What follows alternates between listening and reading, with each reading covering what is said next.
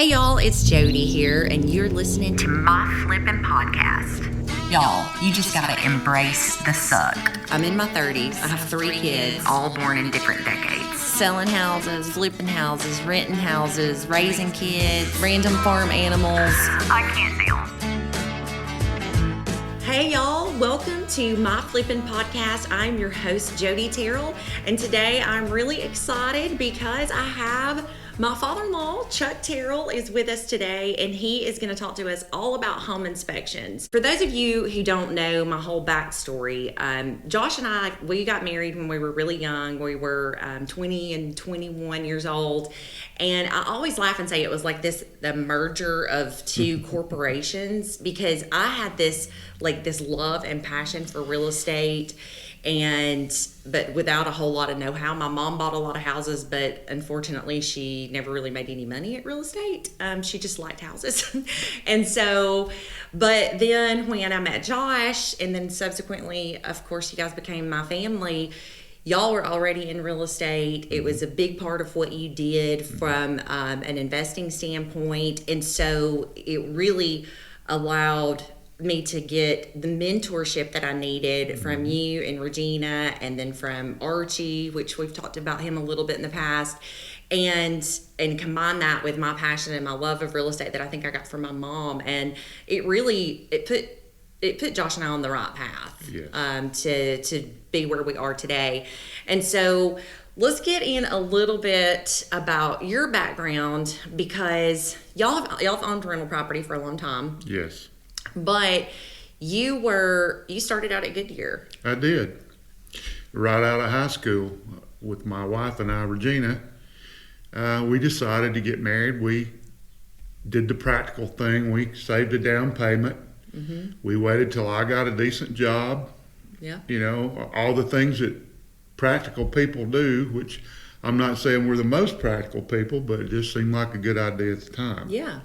So we made a pretty good down payment on a $11,000 house in 1978, which turned out to be one of our better investments in our early life. We lived in the house 8 years.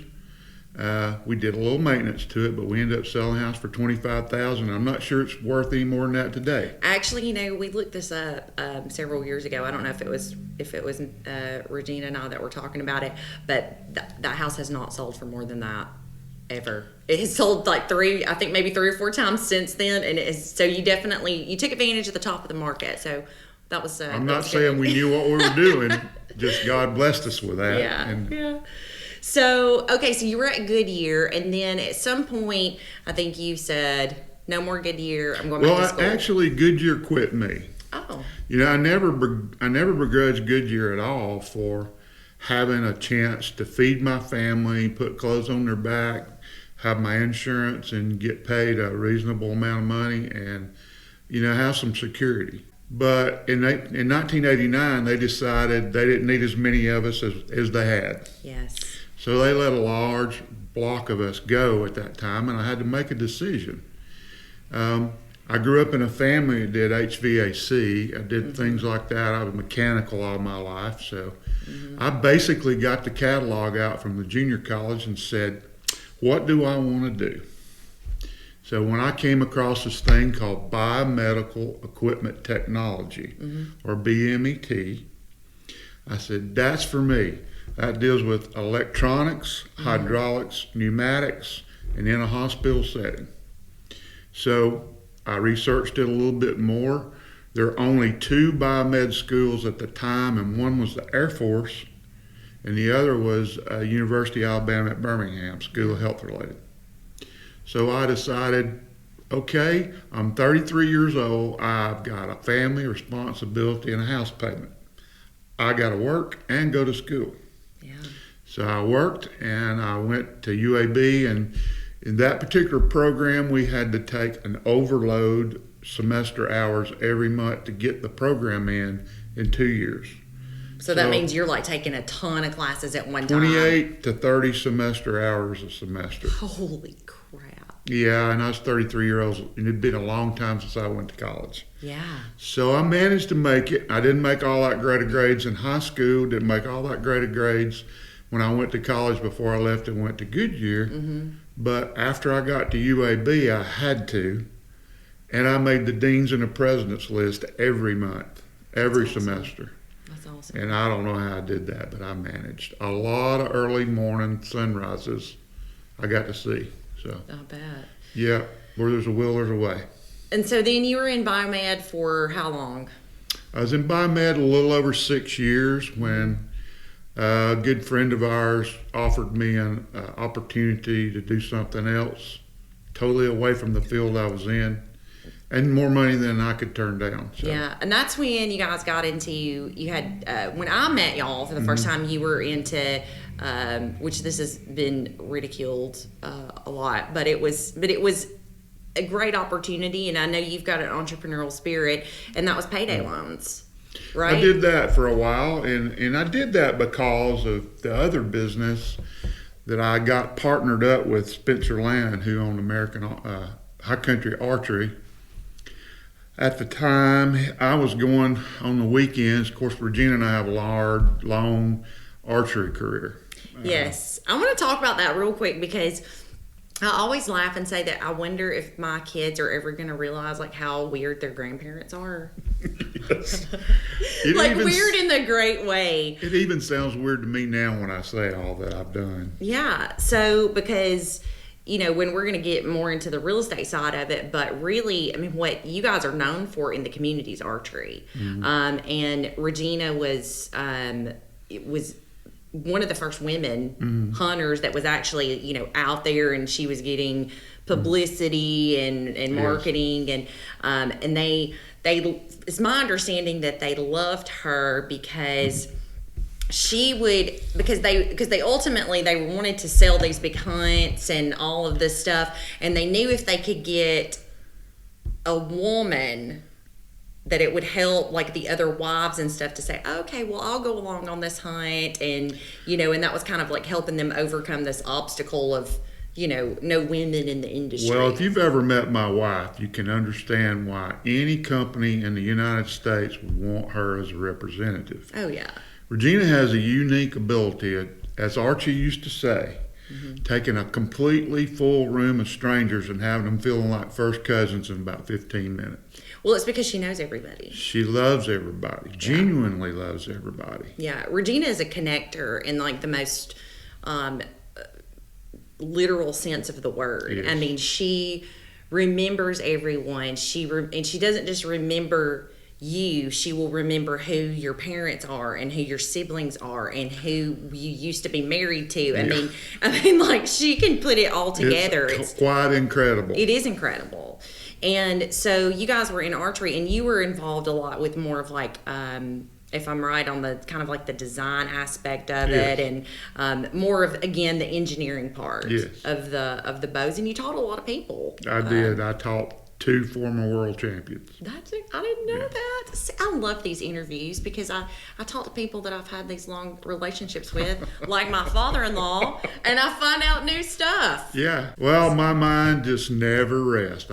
I'm really happy, the most happy, when I'm learning something new every day. I saw the top 9 neuro guys in the world have a program one time talking about people getting dementia and those kinds of things. And one of the things that happens is you get stuck in a rut and you don't force yourself to learn something you don't know how to do already. Right. And so your capacity just kind of goes away. So I'm not a physician, I'm not a neurosurgeon, but I know what they say. Right. Learn something new to keep your brain fresh, and it helps with dementia and other things later in life. Because you really have had, you know, the opportunity over the years to do multiple things. So we've already we've talked about Goodyear. You know, I think that was a good foundation for you. And then you went back to school, got into biomed engineering, and then that led to a career there where you were basically working on MRI machines, and so if they had a problem, they would call you, right? Yeah, I was on call 24/7. Wow. I was a director of the department, and I was the whole department. So I was the chief cook and bottle washer of my department. Um, you know, there are a lot of things in biomed that, you learn about that kind of helps you with any other areas as far as mechanical issues go. I'm mechanical anyway, so it's just a natural. So then after, so you went through and did the biomed thing. I know that was years and years that you did that, and then you got into the check cashing, payday loans, and then there was a government crackdown. Yeah, it's a long story. And I know you probably don't want to go all the way into that. I sold them and then moved on to the career I have now. Yeah, which is home inspections. Correct. And that was something I remember you and I had a discussion about, and I knew that you were going to be great at it because you had, first of all, you already had a base knowledge of construction because of being in real estate, having, a lot of rental houses, and I knew that was going to be, it would be a good outlet for you because you do have to continue to learn. Technology changes quite often, and we're required, just by having the fact that we got a state license, we have to take 20 semester hours every year of continuing education, which some folks might think is a burden. I think is a blessing, because the one thing that scares me the most about anything that I do is being in a situation where I don't know, and I'm not afraid to say I don't know, but I'll find out. Right. And I respect people who tell me that they don't know, but I don't fake it. I don't fluff it up. I don't polish it. And I tell people all the time that when I give you the inspection report, it's exactly what I saw. Right. I work for the client, good or bad, whether the realtors like it or not. Yeah. And good realtors, I find a lot of really, really good realtors, they just want to know the truth. Yeah. And that's what makes them successful. The clients learn to trust them, and their business just grows exponentially. Well, and I think, coming from a background as a broker and having to deal with home inspections all the time, you do sort of have a love-hate relationship with home inspectors. And I get it. I really do. And I'll say, like, some of the, some of them I say, I love them if I'm representing the buyer, because I know they're going to find stuff, and I hate them if I'm representing the seller because I know they're going to find stuff. Alabama's a buyer beware state. Yes. Which means that a seller is only required to disclose a known health or safety issue, and that's going to be a limited category. So we're talking about a health issue is going to be septic or sewage problem, molds, lead-based paint, and then you go into safety issues, which is going to hit more of like your electrical problems. Yes. And then again, it's going to have to be a known issue. Sure. So it is imperative for a buyer to do their due diligence. Whether you're buying a house to live in, you're buying a house as a rental property, or you're buying a house to flip, you have to know these things. And from where I have learned over the years to, especially as a flipper, I don't want to fight the home inspections. I want to know what you guys are looking for. I want to know what triggers most buyers. Yes. What scares most buyers, and I just want to fix it up front. You really should want to know what the other home inspector's going to find. Right. And there are probably some that are a little different than others, but the majority of us follow kind of a fixed protocol about what we look. We mostly all use a software program, which, thank you, Jesus, helps me keep on track, and it won't let me forget anything. Yeah. Everything on that inspection, if I don't do it at the end of the program, when I go to close that program out, it'll say, hey, you didn't do this. And this is going to get to another point about that. Yes, it keeps me honest and on track. I tell my clients, the ones that really, you have people who want to come to your home inspection, which is fine, but they want to ask you 100 questions while you're doing a home inspection. Now, God bless them. I understand they're making the biggest purchase they ever did in their lives, and I really honestly don't mind answering questions. But I've gotten to now where I tell them, give me at least an hour, maybe two. lead head start, because when I'm doing this inspection, you want me to be as focused as I can be.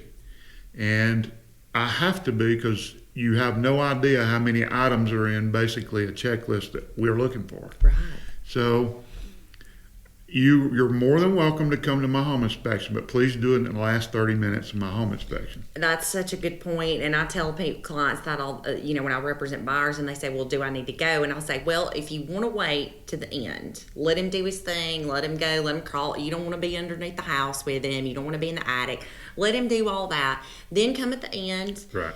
Sometimes then you need them to sign paperwork, pay you. It's a good time Import to pay. it. Good time to pay your home inspector."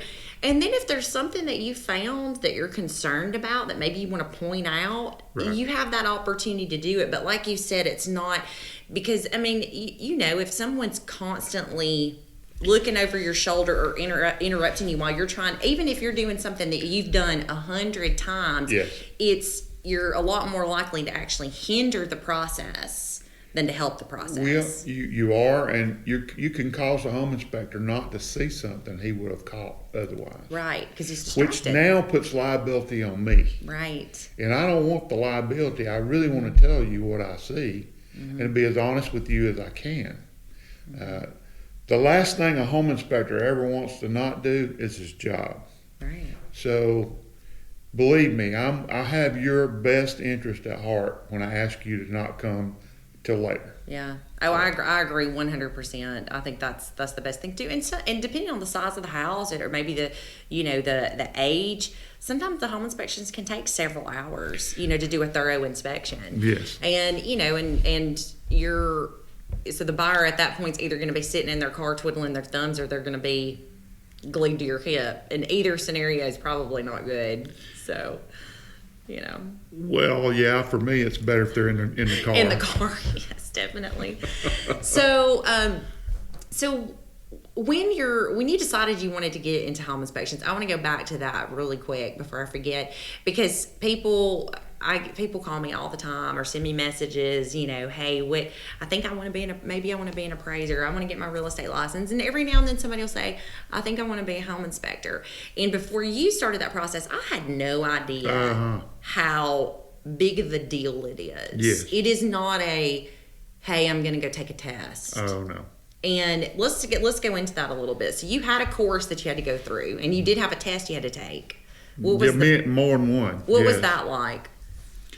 Well, when I decided to do the home inspecting career thing, of course, I think you had a huge hand in that. It kind of steered me and pushed me in that direction. I started to research it a little bit, and I actually called the Board of Realtors in Birmingham. And come to find out, they don't do the same kind of test that the realtors take, the visual, like a virtual, not virtual, but what are you talking about? Just like it's on where you did the online course, and then you do it, you go and take a well, test. you basically sign up for, I want to be a realtor. A bunch of people come to class, and you have a speaker there, and they go through everything, and then they take their test. Yes, okay, That's gotcha. not how it works with most home inspections. Okay. So I've always, again, going back to my archery career, I know to be really good at something, you don't just go find the average person to teach you how to do it. Right. I always one guy used to tell me one time that if you want to learn to play golf, you need to go find Arnold Palmer. Don't go to the local golf pro. So I researched and talked to people. Come to find out, I ended up with Dale Hyman, who owns 5 Star Home Inspection in Birmingham, who is probably one of the top rated guys in the country. He's also a fine Christian man that loves people. Yes. He has been such a blessing in my life, I cannot thank him enough. Because he became your mentor, He really. was my mentor and still is my mentor. Whenever I decided that I wanted to do this, and I talked to Dale, he actually invited me to come ride around with him for a while and just watch. Which I'm going to come back to the state requirements in a minute. And I said, fine. I know I have a lot to learn, and I don't even know where to start. I've got a lot of mechanical background, electrical, all that anyway. So, but I had no idea. Now, because we own a bunch of rental properties, and I actually helped build my house and 3 others afterwards, I had a pretty good feel for what construction was like and the structural things and all, but that, I'd never done any formal studies. Right. So just kind of get my feet wet. I go ride with Dale, and at first I think this is just too much. I'll never get all this. With my background, I thought this is just overwhelming. Well, the old saying goes, the only way to eat an elephant, right? One bite at a time. So I would watch Dale, and we'd walk around in houses and we'd talk about it, and he'd say, well, what would you say? And he just kept pushing me. I think he realized that I could follow through. He said he'd had, in the past 15 years of his career, he'd never had one guy go all the way through with him, finish up, take his license, test, and go into business. No one had ever followed through. Wow. I'm like, well, because people think it's going to be easy. They think it's going to be easy, and they don't realize the myriad of things that they're going to have to know. Right. A home inspector has to be pretty much a plumber, a roofer, electrician, a building code guy. Yeah. You also have, all the systems. It goes on and on and on. Every system that's involved in a house, that home inspector has to have knowledge of. And should he have questions, even after all that continuing education, we have reference books that we take with us.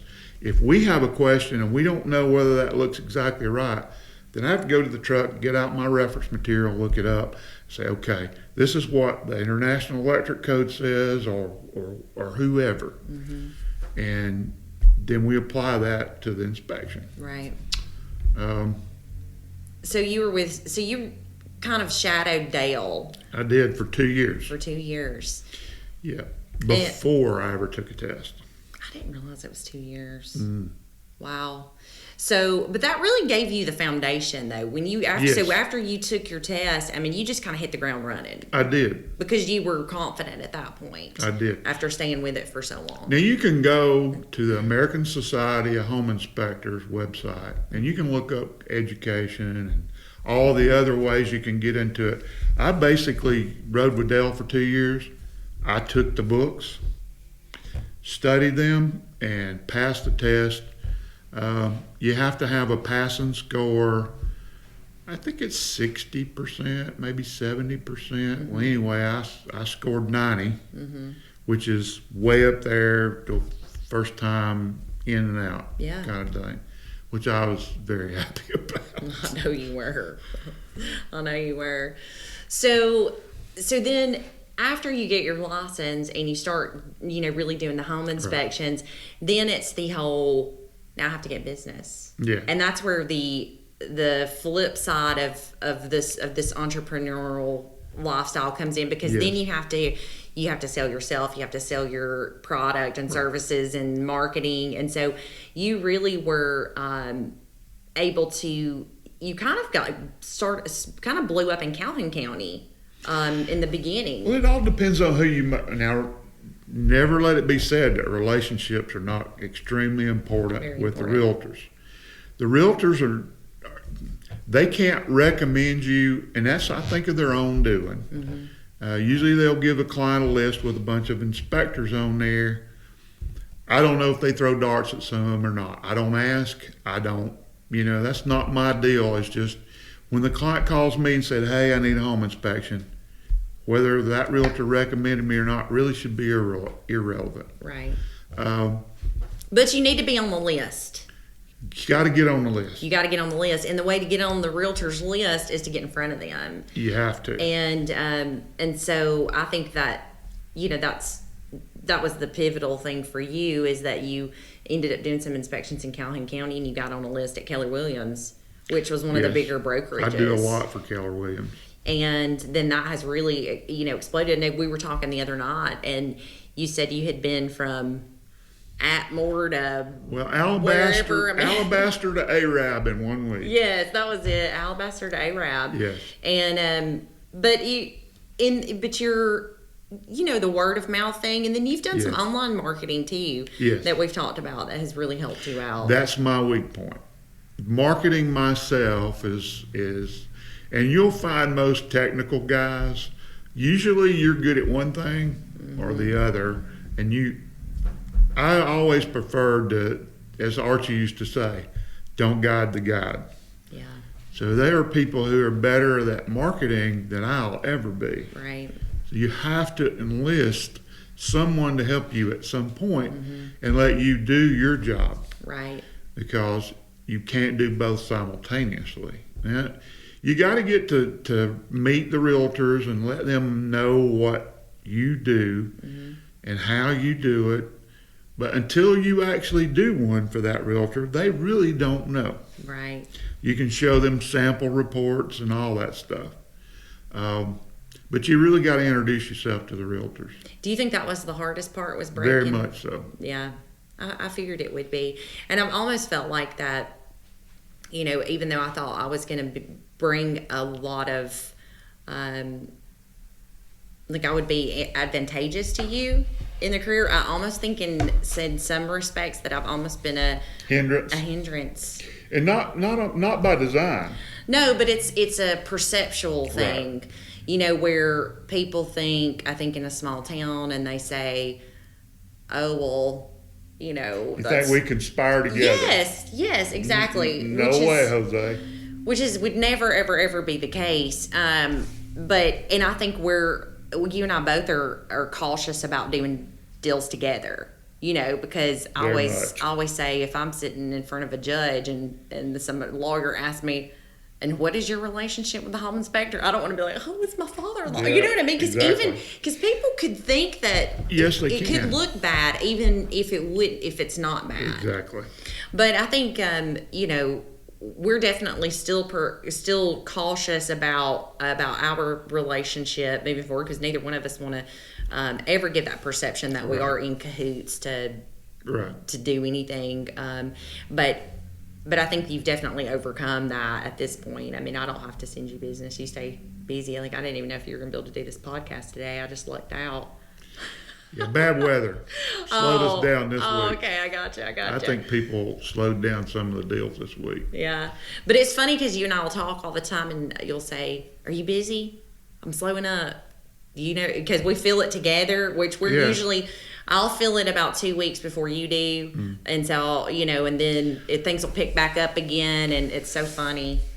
Past the home inspector, Dennis, I don't think people really realize just how much the American economy is tied to the housing market. Oh, real estate makes the world go round. That's what I always say. Well, think about it. You got the lumber. You got the tar paper that goes into the roofing material. You've got the steel that goes in the nails. The copper that goes in a wire, the plasticizers, not to mention all the skilled labor that are involved and all the things that they prop up in the American economy. The housing markets basically should be sacred to our way of life, and they are. Yeah.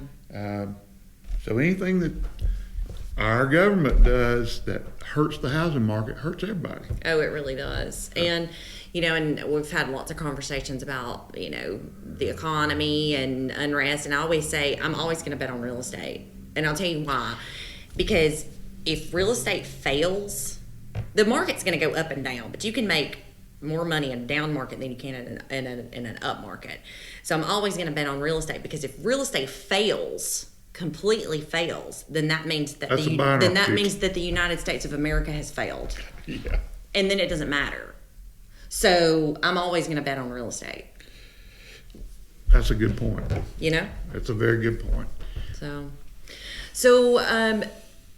you like to do one inspection a day. There's a lot of inspectors that I think load up with more than that.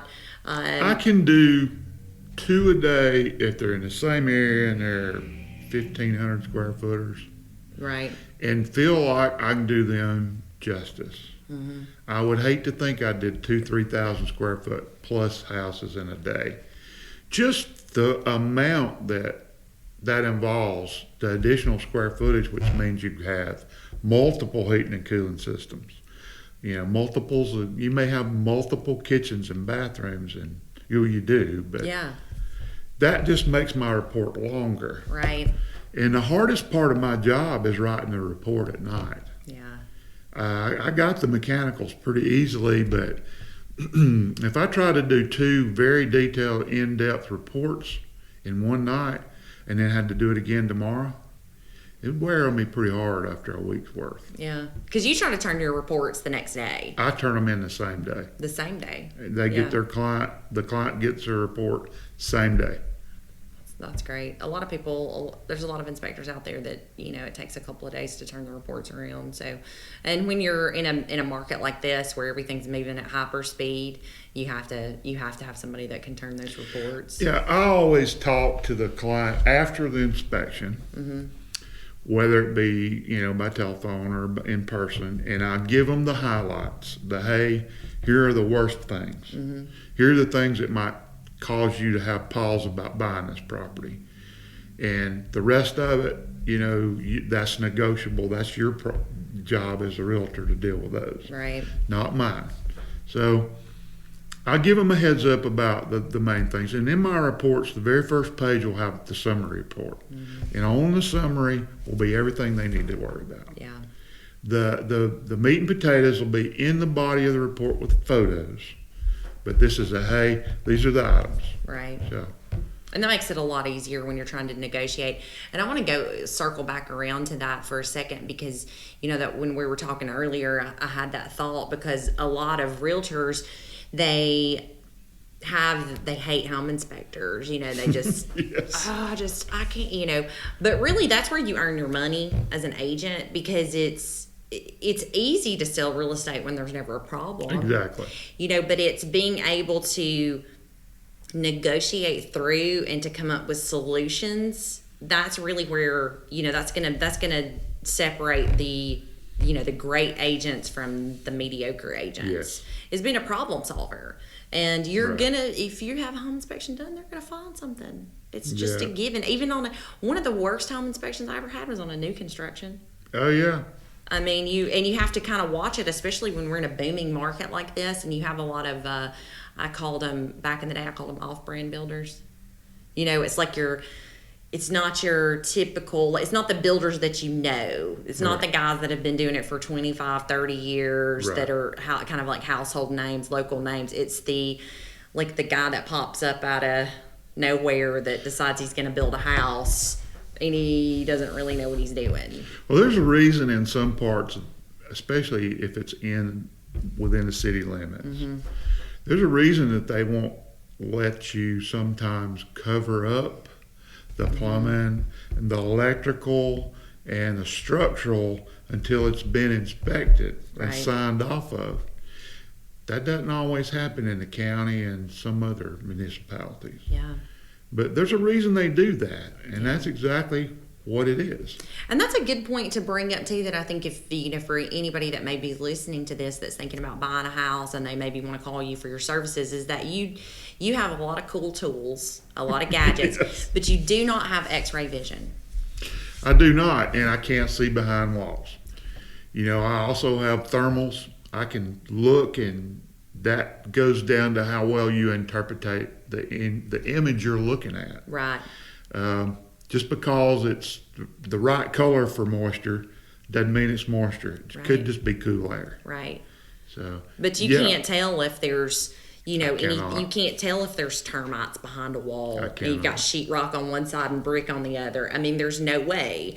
So so there's always going to be a certain amount of risk that you're going to take when you're buying a house, that you need to know going into that as a buyer, that yes, do your due diligence, hire professionals, have all the right inspections done. But at the end of the day, there's always going to be some kind of gamble there. well, if you'll keep this in mind when you're buying a house, it'll help you tremendously. Kind of when you go to look at a property, look at the lay of the land where the property's sitting.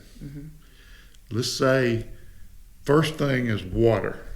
Water is the biggest enemy of any house, anywhere, anytime. So we want to look at that house as being on the highest part of the property.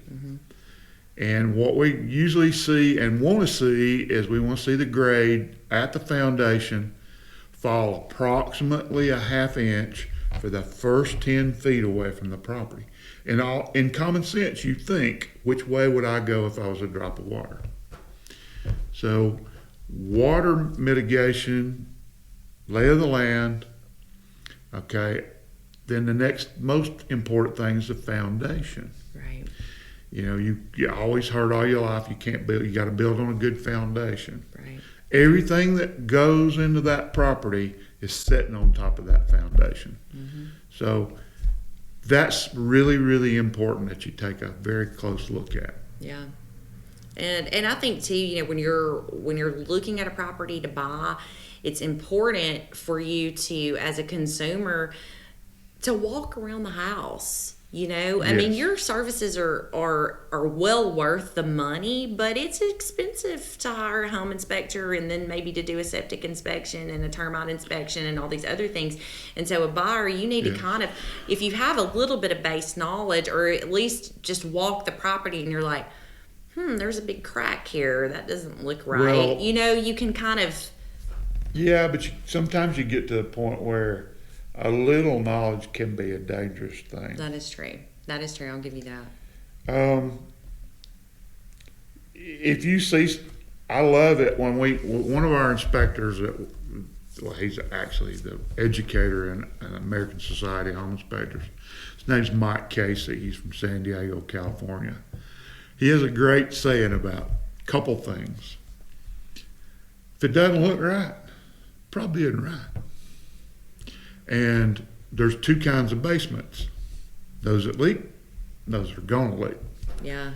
Because you're pushing yourself against the grain when you build an underground structure. Yeah, there's quite a few ways to help waterproof it. Water's relentless. It'll find a hole. Yes. So. And most of the time I found that the best quote unquote waterproofing systems are the ones that actually stop fighting the water and just direct it. Exactly. Because you can't keep it from coming in. If you have a sloped lot or some sort of terrain that's just automatically going to push water towards your property, you're gonna spend a lot of money and a lot of time and headache trying to fight that water. Exactly. So we've gone through that, and the other thing that kills me is that a lot of houses don't have gutters. Gutters are so important. They're way more important than most people even dream about. Think about where, again, back to the fall at the foundation, which directs water. But if I dump, let's just say we have the day like we're going to have today where we have torrential rainfall. And we have a valley in a house that directs that water from that entire roof into one spot. And it falls directly against the foundation of that house. Where do you think that water's going to go? It's called hydrostatic pressure. It's going to push on that wall, and it'll find a crack. Yeah. And if you get a lot of water standing on a foundation for a long time, it deteriorates the mortar joints, and it basically makes your house just crumble. Yeah. Over time, because it'll leach all those chemicals that bond in cement out of the cement. So. Get the water away from the house. Water. That's a big lesson. Yeah, it is. And that is one thing that over the years, Josh and I, when we're looking at property, if it has serious water issues, we're gonna think twice about buying it. You should. Because we just know it's so hard to fight. It's very hard to fight it. So, well, thank you so much for coming on. You're welcome. This was great. And if anybody wants to get in touch with you about home inspections, what's the easiest way for them to do that? You can look me up as Terrell Home Inspection. Okay. And my email address. Okay, let's do that. ctinspect2017@gmail.com. Okay. My cell is 256-393-9378. All right. And we will link all of Chuck's information into the show notes, including his email and his phone number. And you guys, if you end up using him, be sure to tell him that you heard about his services on My Flipping Podcast, that'll make everybody really happy. Right? Thank you. So, all right, guys, that is all for today. Thank you so much for tuning in. And don't forget to like and subscribe, please, to this podcast wherever you may be listening. You can also follow us on Instagram at our.flipping.life, Facebook, we're Our Flipping Life. And if you're interested in any of our real estate services, you can check us out online, jngrealestate.com. Until next time, you guys stay safe. We'll see you later. Bye, y'all. Bye-bye.